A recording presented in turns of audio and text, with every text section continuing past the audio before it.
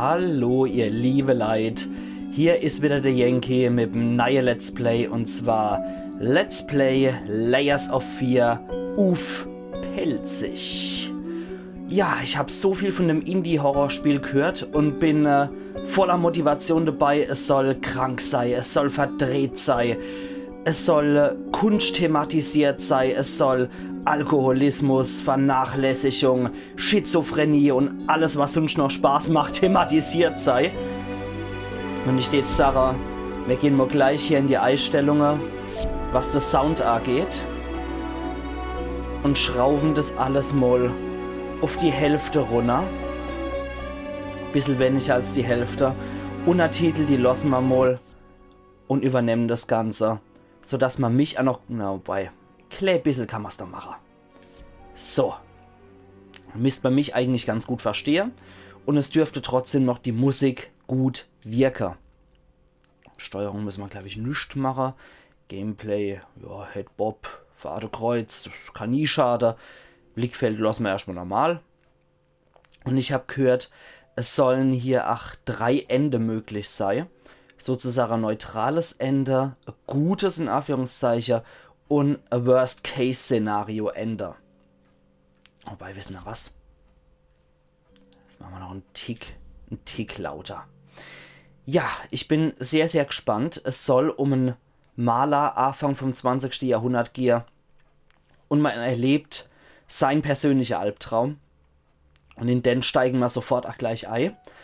Nur will ich an der Stelle sagen, das wurde sich nicht explizit gewünscht, aber ich habe das Spiel, als es 2016 erschienen ist, so leicht auf dem Schirm gehabt, habe verfolgt, wie ist das in etwa, wie ist das Gameplay und so weiter. Und es hat mir schon damals sehr, sehr zugesagt, zumal es für ein Indie-Spiel extremst genial gemacht ist und sehr detailreich gemacht ist. Ich habe mich jetzt persönlich auch entschlossen, das Ganze nicht mit dunklem Raum und so weiter zu spielen, sondern das wirklich einmal mit Tageslicht zu spielen, dass ich da auch definitiv noch ein bisschen was davor habe, weil ansonsten wäre es mir echt so unheimlich. Das, was ich an Eindrücke vermittelt gekriegt habe, war sowieso, dass das alles schon sehr düster ist und da brauche ich nicht noch das düstere Zimmer wie bei Outlast. Sowas brauche ich nicht nochmal. Ich will nicht hier mit Windel und Klostuhl ohne dran spielen, dass die Brühe sofort durchschießt, wenn die Windel durchstoßen wird. Und ja, ich sollte auch noch dazu sagen, ich bin selber ja Kunstfreund, bin aber kein großer Kunstkenner, deswegen werde ich wahrscheinlich sehr viel reininterpretieren. Ja, die Helligkeit habe ich schon im Vorfeld ein bisschen höher gestellt, man soll das definitiv höher lassen, weil es ist ein düsteres Spiel. Und ja, ich bin kein großer Kunstkenner, aber ich bin Kunstfreund und wenn es irgendwelche Bilder gibt, bitte nicht sofort meckern in die Kommentare, wenn ich den Künstler falsch sage oder wenn ich den Künstler nicht kenne, ihr könnt es gerne dazu schreiben, aber ich interpretiere sehr gern Bilder. Und dann starten wir doch sofort das neue Spiel. Noch 3 Minuten dumm Gebabbel. Wollen ihr natürlich das Spiel sehen. Das kann ich absolut nur vollziehen. Und ich bin total gierig jetzt drauf. Weil so Themen wie Schizophrenie, Einsamkeit, Psychose und so weiter, das sind äußerst kranke und fertige Themen. Trotz allem ist es doch immer das Kranke und vor allem auch das Geisteskranke, was den Mensch fasziniert.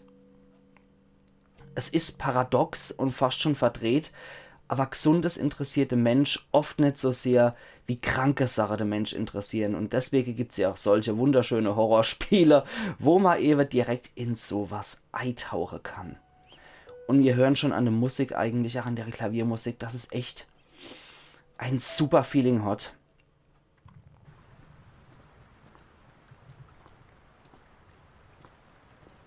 I know how you must feel. Lost. Alone. Hopeless. You probably deserve it. But even for you, there is still a way. A way to bring it all back.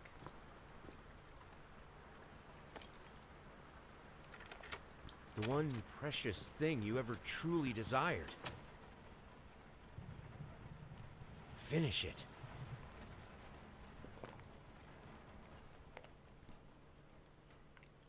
Jedes Porträt, das mit Gefühlen gemalt wurde, ist ein Porträt eines Künstlers und nicht eines, keine Ahnung, das habe ich nicht mehr lesen können. Jetzt gucken wir uns doch mal hier um. Das Fahrtekreuz sehen wir hier in der Mitte. Draußen regnet und gewittert es anscheinend. Drücke R2 und bewege der rechte Cursor. Okay, tatsächlich. Oh, eine Ratte ist ja schon entlang gerannt und es gewittert. Gucken wir uns jetzt mal hier um. Okay. Okay, mit linkem Cursor bewegen wir uns. Mit rechtem Cursor gucken wir uns um. Mit R2 und mit rechtem Stick öffnen wir die Tür. Aus dem Haus können wir nicht. Es wird sozusagen ein Kammerspiel-Darsteller. Und wie geil die Grafik gemacht ist. Also wenn ihr bedenkt, dass Slender The Arrival auch ein Indie-Spiel ist, wobei hier ja auch mehrere Entwickler beteiligt waren bei Layers of Fear, ist es doch hier schon eine ganz andere Hausnummer. Wenn wir dieses wunderschöne Bild hier mit der blutenden Frau sehen und mit dem Kerl, dem es absolut scheißegal ist. Ich glaube, das ist der Abraham Lincoln, so wie der aussieht. Und die Kinder, die Mädchen, die gucken so, hier, was ist mit der Mama? Aber tangiert es auch nicht so wirklich, wie es scheint. Reizendes Bild. Spricht ja auch von einem vernachlässigenden Ehemann, von einer Ehefrau, der es hundsmiserabel geht. Und von Kindern, die das irgendwie am Rande mitkriegen, aber die anscheinend auch unbeteiligt daran sind. Das könnte schon eine Omen sein für das, was uns erwartet. Da haben wir noch ein Bild. Ein Kind, was ziemlich bös guckt. Ja, ich meine, klar, wenn es von einem Geier geschnappt wird oder von einem Adler, kann ich verstehen. Ach, dass der Klee sich dann einbrunst, kann ich absolut nur vollziehen. Ich meine, ja, vielleicht hat er auch Fußpilz oder so und dabei hat ihn der Adler geschnappt. Man weiß es nicht, aber das spricht auch schon von einem sehr makaberer Kunststil, wenn man sich so ein Ding zulegt und dass es Leute gibt, die sowas kaufen.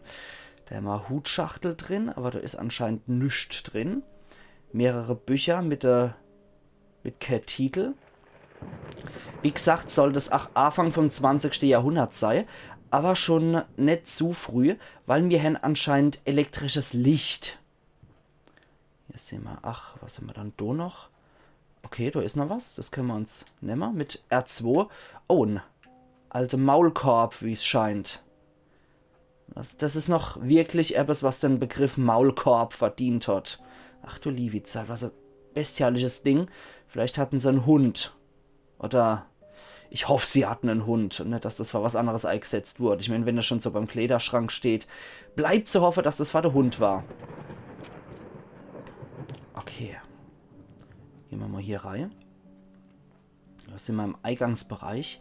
Und es ist so eine viktorianische Villa mit Wandtäfelung. Die sieht ja auch großartig gemacht aus. So dieser ultra geiler Klaviermusik. Ich hoffe, es ist nicht zu leise. Na, können wir das nicht öffnen? Ah, immer nur noch rechts oder was? Oder wie?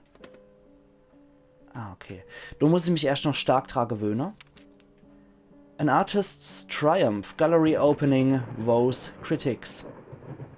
Kann ich das irgendwie übersetzen? Ah ja, mit Viereck. Triumph eines Künstlers. Galerieeröffnung bringt Kritiker zum Staunen. Manche nennen ihn den neuen Caravaggio, andere vergleichen ihn mit Van Eyck. Ein von Ehrfurcht ergriffener Kritiker, der nicht namentlich genannt werden will, ging sogar so weit, sich auf den Geist des großen Leonardo zu berufen. Egal wie sie es ausdrücken wollen, die Ausstellung war ein durchschlagender Erfolg. Der ausgeprägte Stil von ist für seine einzigartige Mischung von Renaissance-Einflüssen sowie fortschrittlichen Techniken gepriesen worden. Der Künstler selbst besuchte die Veranstaltung gemeinsam mit seiner hinreißenden Verlobten. Atemberaubend anzusehen in ihrem schwarzen Abendkleid erfüllte Lady Mustermann für uns exklusiv, dass das Paar tatsächlich bald Nachwuchs erwarte. So. Also unser guter Künstler hier ist verlobt mit einer schwangeren Dame, die hinreißend sein soll. So, machen wir die Kiste wieder zu. Was sind wir dann hier drin? Da ist ein Foto. Wahrscheinlich von ihm, der jemand hier die Hand schüttelt. Kann man das umdrehen oder so? Nee. Aber wir können es auch nicht mitnehmen oder so. Er schüttelt irgendeinem älteren Herr die Hand, vielleicht sein Aussteller, vielleicht derjenige, der ihn vermarktet, vielleicht aber auch ein anderer Künstler, den ich jetzt so nicht erkennen kann als solchen. Und er selber ist ausradiert, wie unseren Spielcharakter aussieht, wissen wir also nicht. Da haben wir Bourbon Whisky. Das gehört natürlich immer dazu als Muse beim Künstler. Und wenn wir das auf den Kopf stellen, dann fällt es nicht runter. Der scheint schon zu Kleber manifestiert zu sein. Herzlichen Glückwunsch, wenn er sich das noch hinter die Binde kippt. Ich steht's nicht machen. Vor allem kein Bourbon. Bourbon ist kein Whisky, meiner Meinung nach. Bourbon ist ein Zustand. Blah. Also da bleibe ich echt. Ich trinke unglaublich gern Whisky, aber dann Single Malt Scotch. Sehr geehrter Herr. Wir bitten Sie höflichst darum, unsere Schädlingsbekämpfer nicht wieder zu belästigen, sowie von weiteren höchst unangemessenen Schreiben an uns Abstand zu nehmen. An dieser Stelle möchte ich Sie darauf hinweisen, dass meine Mutter eine äußerst respektable Dame ist, die nicht besonders gütig auf derartige Anschuldigungen reagiert. Alle unsere Mitarbeiter, die ihr Anwesen besucht haben, konnten keinerlei Hinweise auf einen Schädlingsbefall feststellen und entschieden sich daher zu keinen weiteren Maßnahmen außer einer lediglich prophylaktischen Giftausbringung. Wir bitten Sie, dieses Schreiben als unsere letzte Warnung anzusehen. Andernfalls wird der nächste Brief, den Sie erhalten werden, von unseren Anwälten stammen. Mit freundlichen Grüßen, Carl Denton, F.A. Pespi Pests Schädlingsbekämpfung. So. Er scheint sich was einzubilden an Schädlinge, okay. Mein Herr, ich habe Ihre Werkstatt wie gewünscht nicht angerührt, wobei ich mir nicht vorstellen möchte, was für ein Chaos darin herrscht. Wenn Sie sich wirklich so sehr um den Zustand des Raumes sorgen, sollten Sie vielleicht besser darauf achten, wo Sie Ihre Schlüssel liegen lassen. Ich habe sie zurück in Ihr Büro gebracht. Ich wünsche Ihnen noch einen schönen Tag. Okay, der feine Herr, der hat... Okay, da können wir nicht rein. Das scheint aber wohl sei Galerie zu sein. Wie sagen Sie es hier? Sei Werkstatt, genau. Ja, der feine Herr hat wohl Argstellte hier, so ein Farnsworth Butler. Oh, alles klar. Ausgezeichnet. Oh, Schiete. Dann machen wir mal gleich wieder zu. In den Keller mag ich jetzt noch nicht reingehen. Du bringen mich in Horrorspiele in den Keller, bringt mich erstmal nix. Ach du liebe Zeit. Nee. Was ist da noch? Hundehalsband oder was? Ich hoffe mal, dass es so Hundehalsband ist, so kräftig wie das aussieht. Ich glaube nicht, dass sich das Menschen umlecken. Was steht da nur drauf? Longdale Muffigan Avenue 7C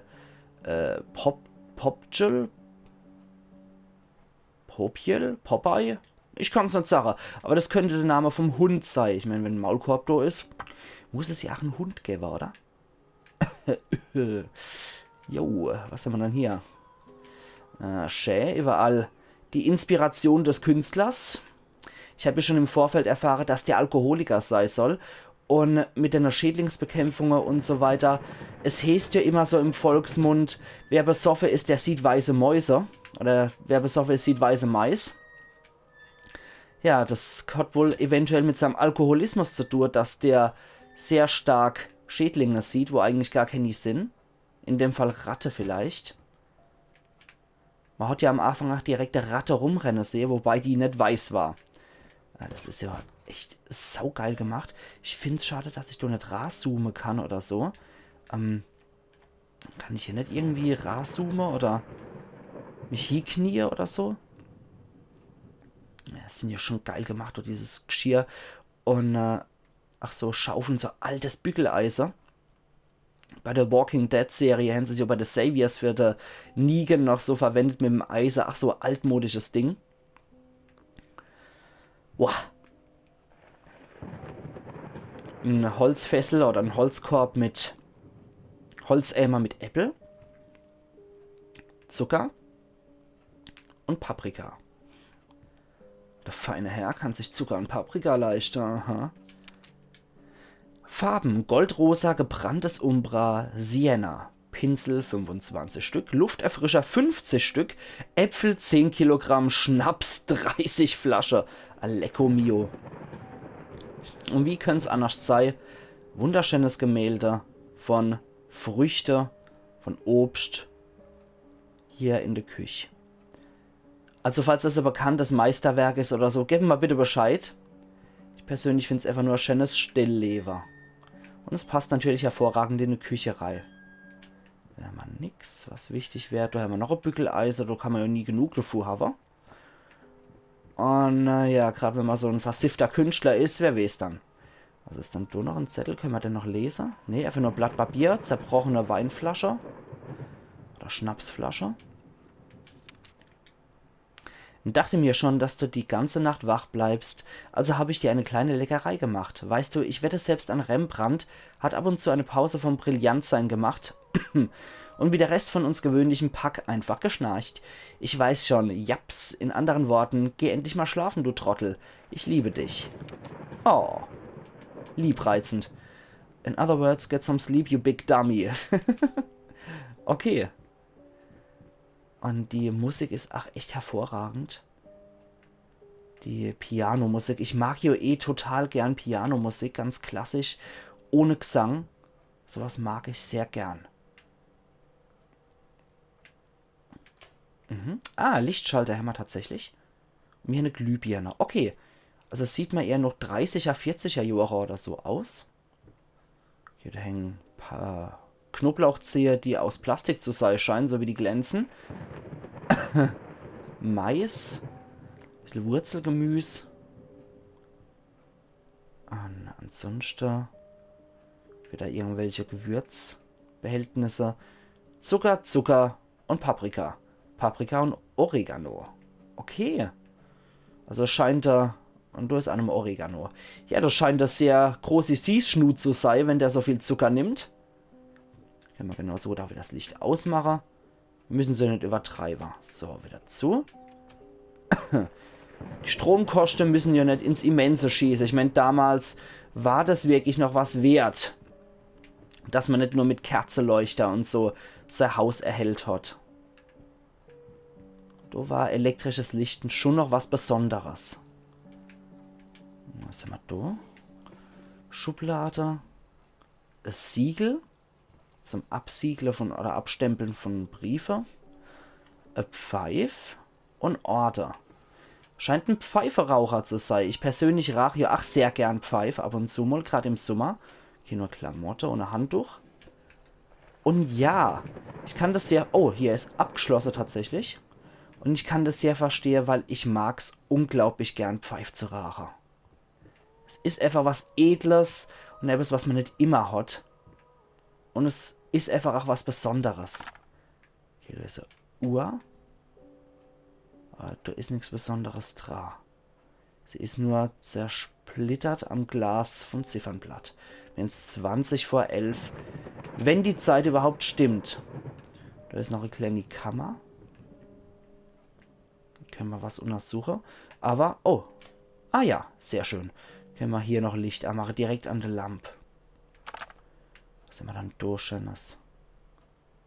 4 Ways. Can't miss 4 Ways. Rat Trap. Ratterfaller.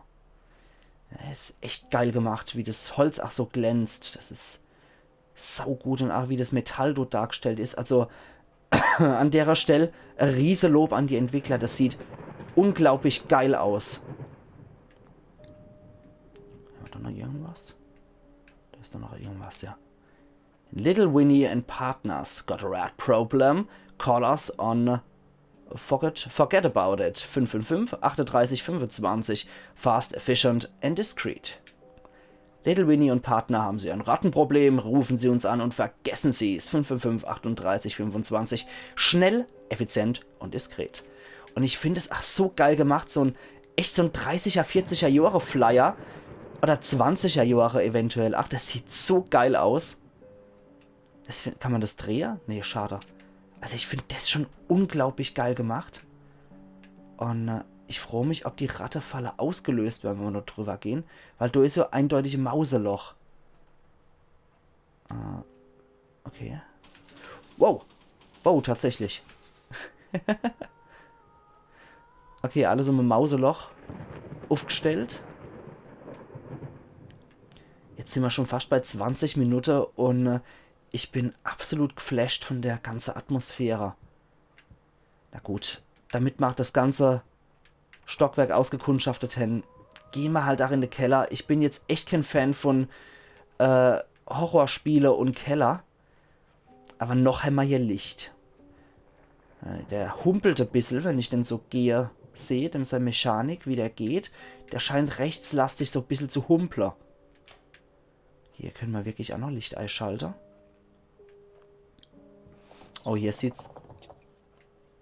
Okay, hier scheint auch Ratte zu sein. Es hat gequiekt. Und der Keller scheint aber nicht so schä zu sein. Ich glaube, die Episode kann ich auch ein bisschen länger machen, weil noch passiert ja eigentlich gar nichts. Und wir erkunden einfach nur die Ästhetik und die Schönheit von dem Spiel. Anders kann ich es gar nicht nennen.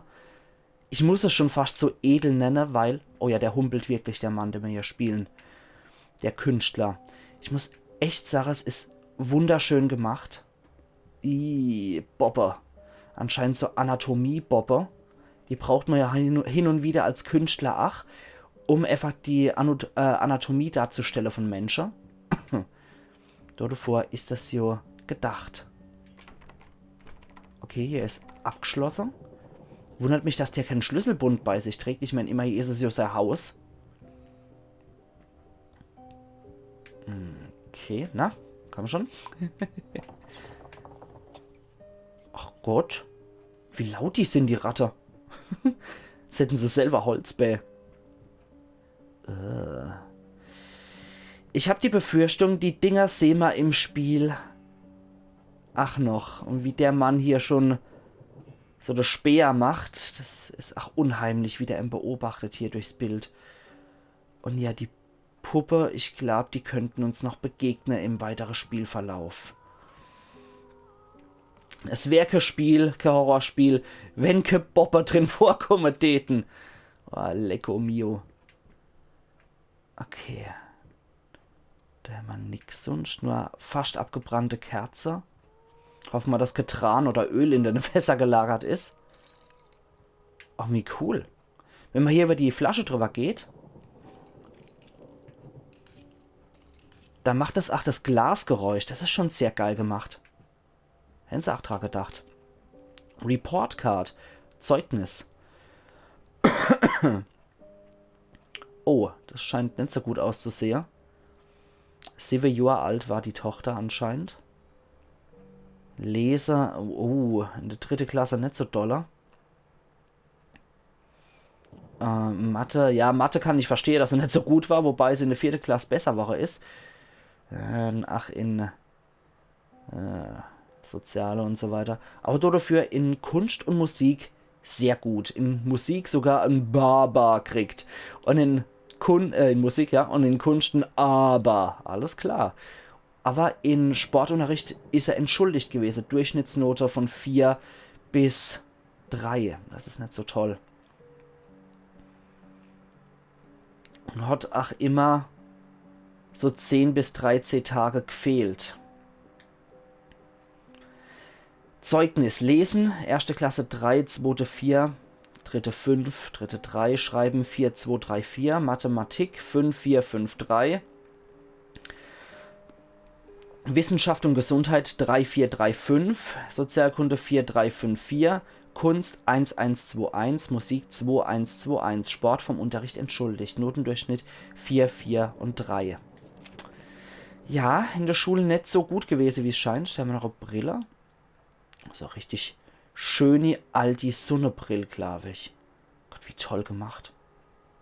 Mit so einem richtig edlen Metallrahmen noch. Okay, ich glaube, mehr finden wir hier aber auch nicht. Kein Schlüssel oder ähnliches, oder? Oder finden wir sonst noch hier irgendwas Großartiges? Ich glaub's nicht. Na gut. Ich würde jetzt nochmal aus dem Keller raushumpeln. Können wir irgendwie rennen oder so? Rennen. Ah ja, mit L2 können wir ein bisschen schneller humpeln. Na gut. Dann die Sache. Tschüss, Keller. Wir humpeln hier wieder hoch. Und das war jetzt leider wirklich nur kurze Episode, aber mir einen schönen Eindruck vom Spiel vermittelt kriegt, wie ich finde. Und wir sehen uns dann morgen wieder zu Let's Play Layers of Fear auf Pelzig, wo es dann hochgeht. Also machen's gut und bis morgen. Freuen euch schon, es wird ein tolles Spiel, wie ich finde. Machen's gut, Ayan Yankee.